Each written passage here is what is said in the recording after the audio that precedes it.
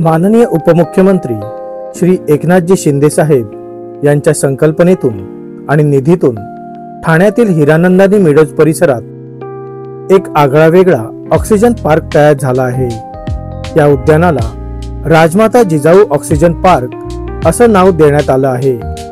या सुंदर उपक्रमामुळे ठाणेकरांना दिवाळीची एक खूप छान भेट मिळाली आहे।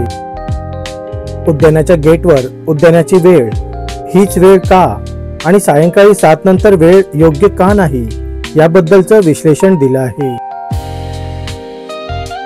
गेटमधून आतमध्ये येताच एक भव्य प्रांगण दिसते आणि या प्रांगणामध्ये राजमाता मासाहेब जिजाऊ यांची भव्य प्रतिमा लावलेली आहे।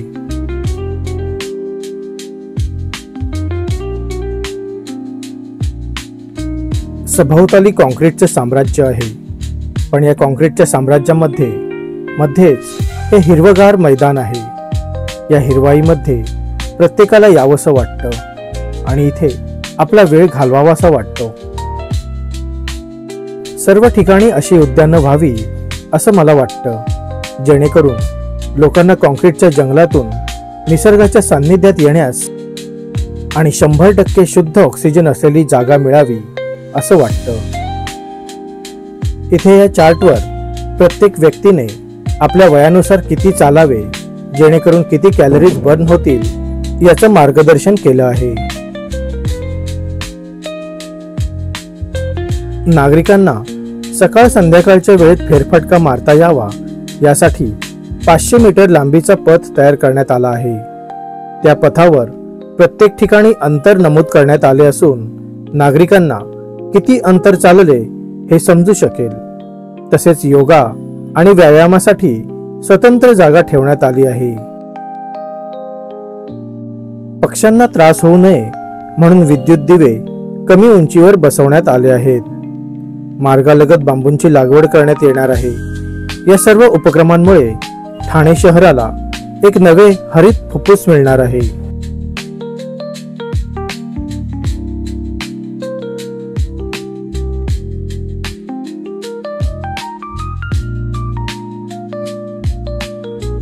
ठाणे शहरात एक अभिनव आणि पर्यावरणपूरक उद्यान ठाणेकरांच्या सेवेत उपलब्ध झालं आहे। हिरानंदानी मेडोज परिसरात ठाणे महापालिकेकडून ऑक्सिजन पार्कची निर्मिती करण्यात आली आहे। हे उद्यान औषधी वनस्पती आणि नैसर्गिक हिरवाईने नटलेले असणार आहे। 2025 ची दिवाळी ठाणेकरांसाठी हे गार्डन म्हणजे एक विशेष भेट ठरलेली आहे। 3.5 एकरात उभारण्यात आलेल्या या उद्यानात तब्बल 105 औषधी वनस्पतींची लागवड करण्यात आली आहे। बांबू, तुळस, नीम, आवळा, अशोक यांसारख्या झाडांबरोबरच गुडमार, अडुळसा, हळद, सिट्रोनेला, गुळवेल, शतावरी, वाळा, केवडा, जांभूळ, पुदिना, हाडजोड, जायफळ, काळी मिरी, बेल, रुद्राक्ष यांसारख्या अनेक औषधी आणि सुगंधी वनस्पतींचा समावेश आहे। या उद्यानात प्रत्येक वनस्पतीजवळ QR कोड बसवण्यात आला आहे। त्या कोडवर क्लिक केल्यास संबंधित झाडाची संपूर्ण माहिती नागरिकांना मिळणार आहे। पर्यावरणपूरक उपक्रमाचा भाग म्हणून झाडांची लागवड हवामान शुद्ध ठेवण्यासाठी मदत करणार आहे। हिरानंदानी मेडोज परिसरातील विद्यमान राजमाता जिजाऊ उद्यान नव्या स्वरूपात राजमाता जिजाऊ ऑक्सिजन पार्क म्हणून विकसित करण्यात आलं आहे। येथे 100 वर्षांपेक्षा जुने झाड जतन करण्यात आले असून आकर्षक वॉकिंग ट्रॅक, सावलीदार बसण्याची व्यवस्था आणि लहानसा तलाव तयार करण्यात आला आहे। तलावात कमळासह विविध जलवनस्पतींची लागवड करण्यात आली आहे, ज्यामुळे नैसर्गिक सौंदर्य अधिक खुलणार आहे। तसेच उद्यानात सुंदर आमराई देखील तयार करण्यात आली आहे।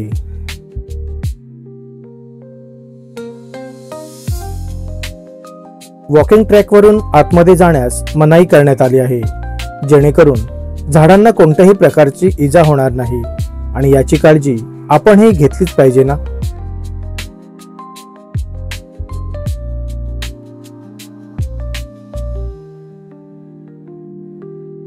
चालून जर का आपण थकलो असेल तर बसण्यासाठी इथे विश्रांती स्थान तयार केलं आहे, जेणेकरून आपण इथे विश्रांती घेऊ शकू आणि त्याचबरोबर हिरव्यागार निसर्गाचा आनंद घेता येतो। सगळीकडे झाडच झाडं, असं वाटतं की आपण जंगल सफारीवरच आलो आहोत।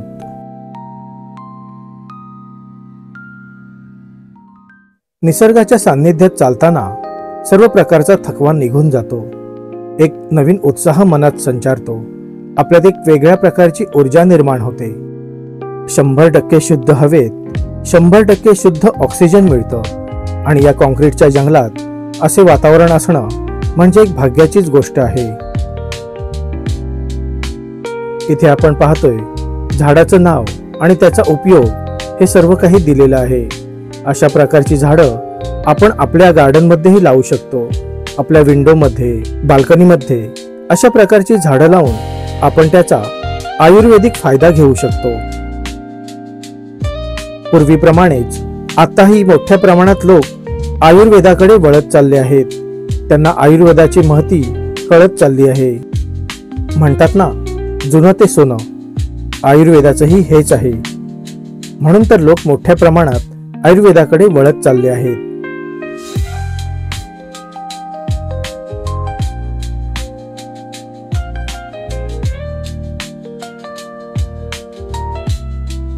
सत्तर वर्ष जुने असलेल्या या वडाची माहिती इथे दिलेली आहे। त्याचबरोबर जगात कोणतं झाड जुनं आहे, कोणत्या झाडाची किती वर्ष झाली आहेत हे दिलेलं आहे आणि या झाडाचा फायदा हे सुद्धा दिलेलं आहे, ते आपण इथे वाचू शकतो।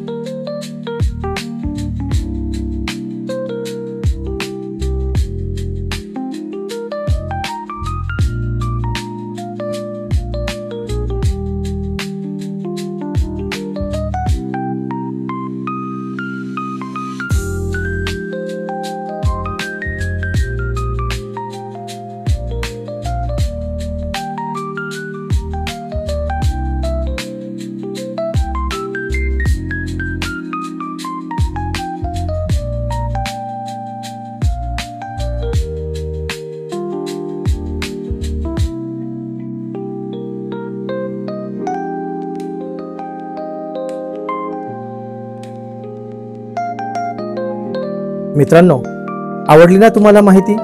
जे आपल्याला माहित नव्हतं ते इथे येऊन माहित झालं। इथेच व्यायामाचं साहित्य, बसण्यासाठी जागा आणि आमराई देखील आहे।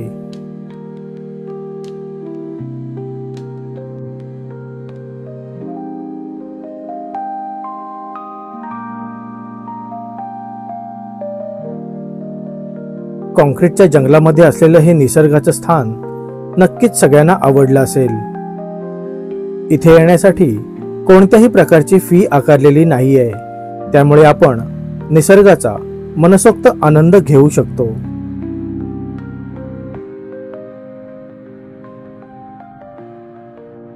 आमराईमधील आंब्याची झाडे आता जरी लहान असली तरी काही वर्षानंतर ती मोठी झाल्यावर आंब्याची बाग आपल्याला पाहावयास मिळणार आहे।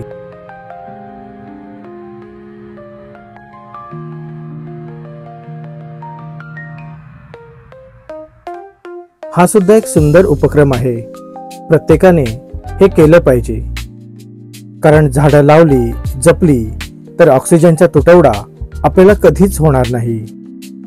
झाडांमुळे जलसाठा वाढेल, नियमित पाऊस पडेल, पाणी टंचाईचा प्रश्नच निर्माण होणार नाही। पण आपण हे सर्व केलं पाहिजे, तरच हे शक्य आहे. केल्याने होत आहे रे, आधी केलेची पाहिजे. या वडाच्या पारंब्या पाहून आपल्याला आपल्या लहानपणीची आठवण होते. आत्ताची मुलं फोटो काढतायत, पण आपण लहानपणी या वडाच्या पारंब्यावर झुला घेत होतो. निसर्गाने आपल्याला खूप काही दिलं आहे, पण त्याचा उपयोग आपल्याला करता आला पाहिजे. निसर्ग ही देवता का आहे याचं उत्तम उदाहरण म्हणजे आयुर्वेद. आयुर्वेदामुळेच कित्येक लोकांचे या निसर्गाने प्राण वाचवलेले आहेत. म्हणूनच निसर्गाच्या सान्निध्यात राहायला, जगायला शिका. निसर्ग आपल्याकडून काही घेत नाही, पण देत मात्र नक्कीच असतो, तेही अगदी मोफत. काय मित्रांनो, माझं बोलणं पटतंय ना? पिंपळाच्या झाडाची महती काय आहे हे इथे सांगितलं आहे. प्रत्येकाने नक्की वाचा, जेणेकरून आपल्या ज्ञानात भर पडेल.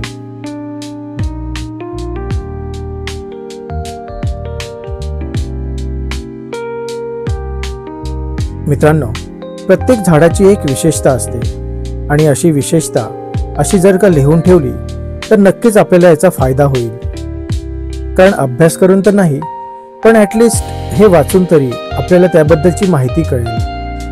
आणि बरीच झाडे अशी असतात ज्याबद्दलची माहिती, त्यांची नावं आपल्याला माहीत नसतात. पण जर का अशा पद्धतीने सगळीकडे लिहून ठेवलं, म्हणजे विशेषतः उद्यानात, तर आपल्याला त्याबद्दलची माहिती नक्कीच मिळेल.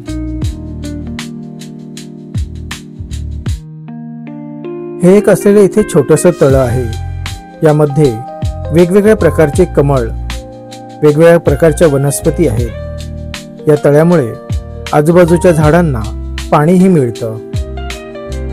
हे तलाव कृत्रिम प्रकारचं आहे, कारण आपण पाहतोय प्लॅस्टिकमध्ये पाणी थांबलेलं आहे.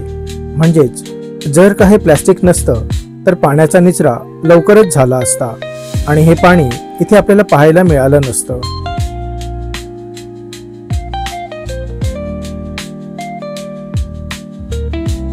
वॉकिंग स्ट्रीटच्या बाजूला इथे बांबूने केलेलं कंपाऊंड आपल्याला दिसत आहे, जेणेकरून कोणी आतमध्ये जाऊ नये आणि झाडांना कोणत्याही प्रकारची इजा करू नये, हाच एक हेतू आहे.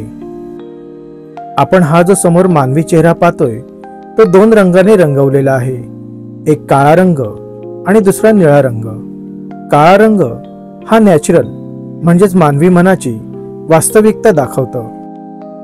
एक बाजू मातीसारखी नैसर्गिक आणि मूळ स्वरूपाची दिसते, तर दुसरी बाजू निळ्या रंगाची आधुनिक आणि विचारशील असू शकते असं मला वाटतं. याबाबत प्रत्येकाचं मत हे वेगळं असू शकतं, पण माझं मत असं आहे हे मी आपल्याला सांगत आहे. प्रत्येक माणसाला आपापले विचार असतात आणि आपल्या विचाराप्रमाणे ते या मूर्तीशी, या शिल्पाशी आपले विचार जोडू शकतात. खरंच प्रत्येकाला विचार करणारं हे शिल्प आहे. मला तर हे खूप छान वाटलं. आपल्याला कसं वाटलं हे कमेंटमध्ये सांगा. संध्याकाळ झाली आहे आणि इथलं वातावरण अगदी छान वाटत आहे.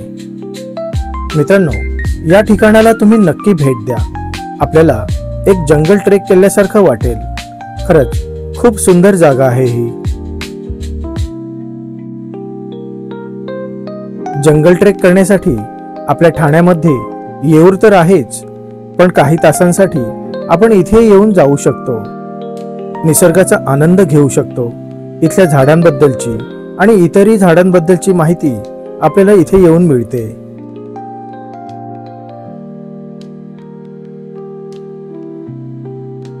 इथे दिलेली उपयुक्त माहिती आपल्या ज्ञानात भर पाडते.